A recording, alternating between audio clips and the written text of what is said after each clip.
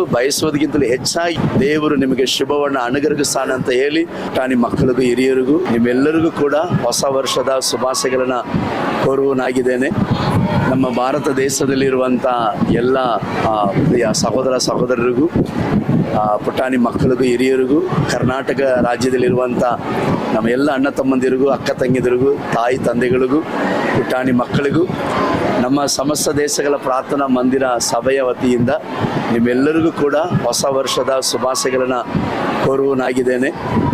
ಈ ಒಂದು ಹೊಸ ವರ್ಷ ನಮ್ಮ ಕ್ರಿಸ್ಮಸ್ ಹಬ್ಬದ ಒಂದು ಆಚರಣೆ ಮುಗಿದು ಕೇವಲ 6 ದಿವಸದಲ್ಲಿ ಮತ್ತೆ ಈ ಒಂದು ಹೊಸ ವರ್ಷವನ್ನು ನಾವು ಕೊಂಡಾಡ್ತಾ ಇದ್ದೇವೆ.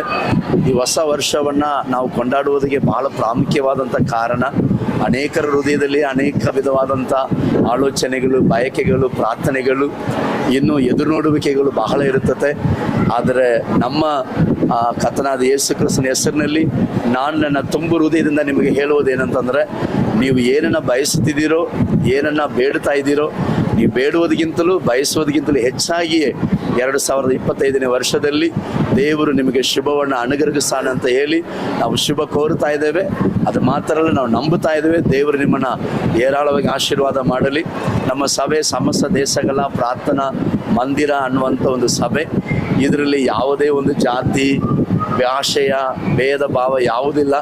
ಯಾಕಂತಂದರೆ ಇದು ಸಮಸ್ತ ದೇಶಗಳಿಗೂ ಪ್ರಾರ್ಥನಾ ಮಂದಿರ, ಸಮಸ್ತ ಜನರಿಗೂ, ಸಮಸ್ತ ಭಾಷೆಯವರಿಗೂ ಕೂಡ ಪ್ರಾರ್ಥನಾ ಮಂದಿರ. ಆದುದರಿಂದ ಈ ಒಂದು ದಿವಸದಲ್ಲಿ ಚಾನಲ್ ಮೂಲಕವಾಗಿ ನಿಮಗೆ ಈ ಒಂದು ಹೊಸ ವರ್ಷದ ಶುಭಾಶಯಗಳನ್ನ ಕೋರುವುದರಲ್ಲಿ ಬಹಳ ಸಂತೋಷವುಳ್ಳವರಾಗಿದ್ದೇವೆ. ದೇವರು ನಿಮ್ಮನ್ನು ಏರಾಳವಾಗಿ ಆಶೀರ್ವಾದ ಮಾಡಲಿ. Happy new year. God bless you.